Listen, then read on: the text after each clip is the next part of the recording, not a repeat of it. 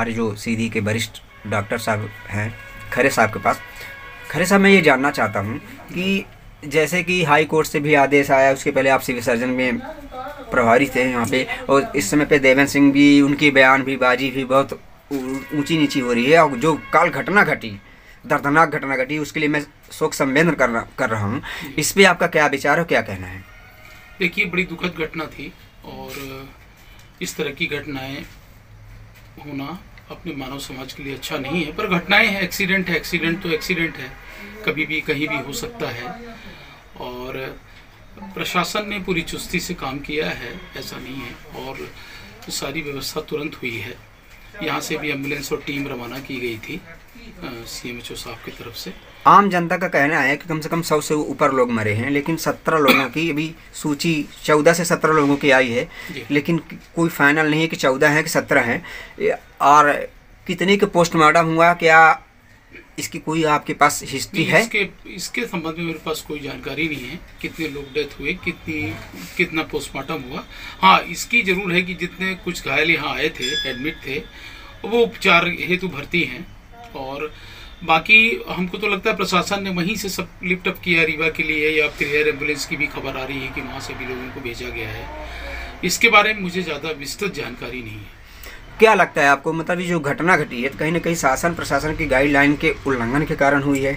अब देखिए, एक्सीडेंट तो एक्सीडेंट है, वो कभी भी कहीं चलती वाहन में एक्सीडेंट में मैं मानता हूँ, एक बस इधर एक बस इधर, यहाँ से पानी का अंबार लगा हुआ था, वहाँ पे भोजन की पैकेट थी, कहीं ना कहीं बीच पे सरकारी कर्मचारी बैठे थे रोड पे, अगर कहीं बैरिकेड लगा दिया जाता तो ये सारी घटनाएं नहीं होती, या तो फिर उसी रूट से भेजा जाता जिस रोड से वो आए हैं। तो विडम्बना तो ये है, देखिए कि दोनों गाड़ियां खड़ी हुई थी, और खड़ी गाड़ी में ट्रक ने टक्कर मारी है। तो इसमें आधी पूरी गलती तो मुझे ऐसा लगता है ट्रक वाले की ही है।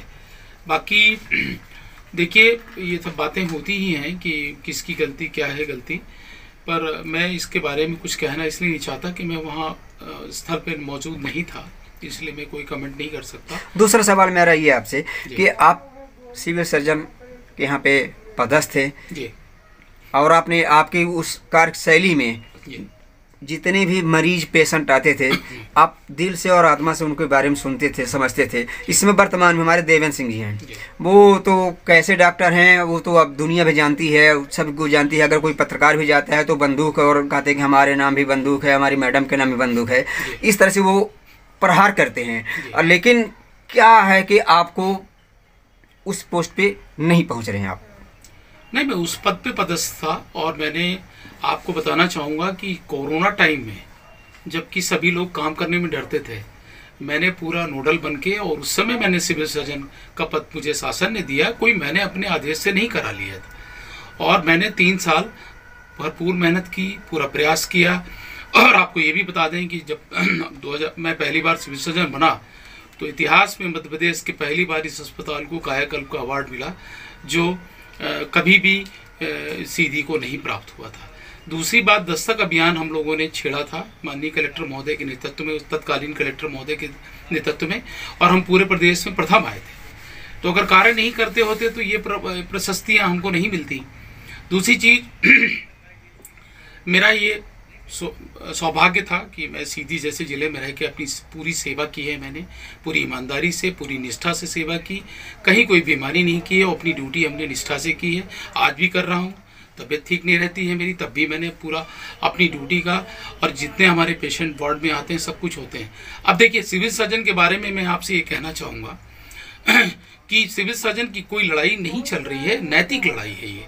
कि जब डॉक्टर देवेंद्र सिंह ने मेरे आदेश को हाई कोर्ट माननीय उच्च न्यायालय से स्टे कराया, तो मैंने भी हाई कोर्ट में अपनी अपील दायर की कि भाई ठीक है, इन्होंने 2003 के सर्कुलर को ये मेंशन किया शासन के कि सीनियर मैं हूँ, जूनियर डॉक्टर खरे हैं।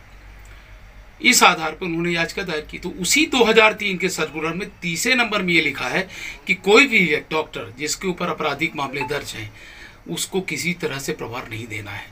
तो मैंने कोई गलती तो नहीं की, मैंने माननीय उच्च न्यायालय के सामने ये सर्कुलर प्रस्तुत किया, और मैंने ये भी कहा कि ठीक है, मैं जूनियर हूँ, वो सीनियर हैं, पर उनके खिलाफ ये केस दर्ज हैं, और उसके आधार पे उन्हें माननीय उच्च न्यायालय की सिंगल बेंच और डबल बेंच दोनों से हार मिली और उनके आदेश को तत्काल प्रभाव से निरस्त किया गया है। अब ये प्रशासन और सरकार का काम है कि उस पर कार्रवाई करे। मैंने अपना प्रेजेंटेशन दिया हुआ है और मैं सोचता हूँ कि मेरे साथ अन्याय नहीं होगा और शासन उस पर विचार करे। कहीं न कहीं डॉक्टर साहब जो देवेंद्र सिंह जी हैं, उनके प्रति कई ऐसे पेशेंट हैं जो तरह तरह के इल्ज़ाम भी लगाते हैं कि वो चरित्रहीन हैं, ऐसे हैं वैसे हैं। मैं इसका खुलासा तो नहीं कर सकता, लेकिन जनता का कहना है, जो पेशेंट जाते हैं। और उनकी जो वाइफ हैं मंजू सिंह जी, वो एक अच्छी गायनी के डॉक्टर हैं और लगभग सीधी जिले में उनको 90 से 95% उनको पसंद करते हैं कि जो भी गाइडलाइन देते हैं। लेकिन कहीं ना कहीं ये बात आई, कई बात भी आई, जो क्लिनिक भी खोले थे, उस पर क्या विचार आपका? अब देखिए, उनका अपना ये व्यक्तिगत स्वभाव है और उनका अपना ये व्यक्तिगत मामला है कि वो किस तरह से पेश आते हैं, किस तरह से बात करते हैं, किस तरह से बिहेव करते हैं। ये उनका अपना व्यक्तिगत मामला है, उसमें मैं क्या कह सकता हूँ। दूसरी बात, आपने पूछा डॉक्टर मंजू सिंह का, तो डॉक्टर मंजू सिंह अपना कार्य करती हैं और अच्छे से करती हैं, मैं यही कहूँगा। और उन्होंने जिले की सेवा की है और मैं उन्हें एक अच्छा चिकित्सक मानता हूँ। और डॉक्टर देवेंद्र सिंह जी के बारे में मैं कुछ नहीं कह सकता, क्योंकि उनका क्या स्वभाव है, क्या विचार हैं, क्या उनका आचरण है, ये मुझे बताने की ज़रूरत नहीं है, पूरा सीधी जानता है। अच्छा, आखिरी सवाल मेरा, जो अभी 17 लोगों की मृत्यु हुई है जी, सतना में मेडिकल कॉलेज की ओपनिंग थी जी, वहाँ से जो अपने सीधी वासी आ रहे थे और अचानक ऐसी घटना घटी, जी, दहला देने वाली घटना, उस पे आपका क्या? नहीं, मेरा तो ये कहना है कि ये बहुत दुखद घटना है और ऐसी घटना को रोकने का सभी को प्रयास करना चाहिए। मेरी तो ये श्रद्धांजलि है उन सभी लोगों की जो बेचारे इस घटना में शिकार हुए, दुर्घटनाग्रस्त हुए, मृत्यु हुई या घायल हुए। उनके प्रति हमारी सबकी संवेदना है। हम ईश्वर से कामना करते हैं कि जल्दी स्वस्थ हों जो बचे हैं, और बाकी जो दुखी परिवार है उनको शासन पूरी मदद कर रही है, प्रशासन भी लगा हुआ है और पूरी तरह से उनकी मदद की जाएगी, ऐसा मेरा मानना है। सीधी वासियों के मीडिया के माध्यम से क्या संदेश देना चाहते हैं आप, अपना राय डॉक्टर होने के नाते? किस संबंध में?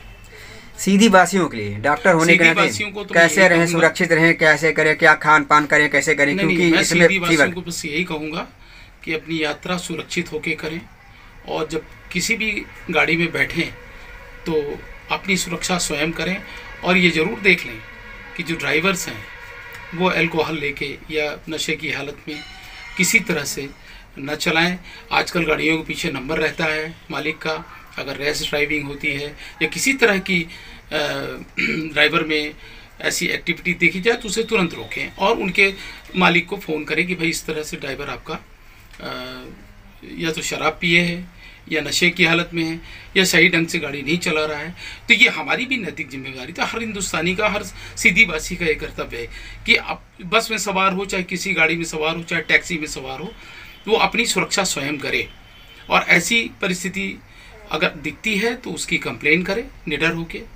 पुलिस डिपार्टमेंट है, प्रशासन है, कलेक्टर महोदय हैं, वो उस पर कार्रवाई करेंगे और सुधार आएगा। चलिए, बहुत बहुत धन्यवाद।